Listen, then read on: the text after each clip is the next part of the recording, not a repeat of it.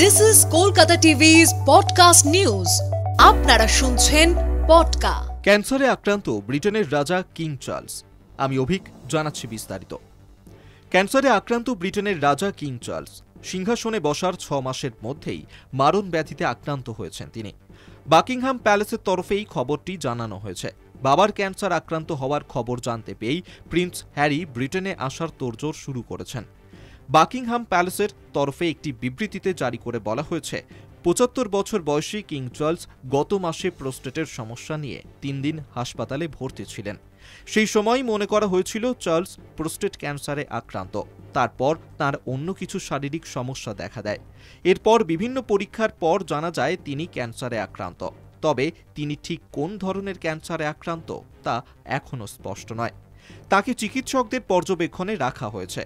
রানী দ্বিতীয় এলিজাবেথের মৃত্যুর পরে গত মে মাসে ওয়েস্টমিনস্টার অ্যাবেতে আনুষ্ঠানিকভাবে চার্লসের সিংহাসনে বসার রাজকীয় প্রক্রিয়ার সূচনা হয়েছিল। গত 8ই সেপ্টেম্বর ইংল্যান্ডের রাজ সিংহাসনে বসেছিলেন তৃতীয় চার্লস।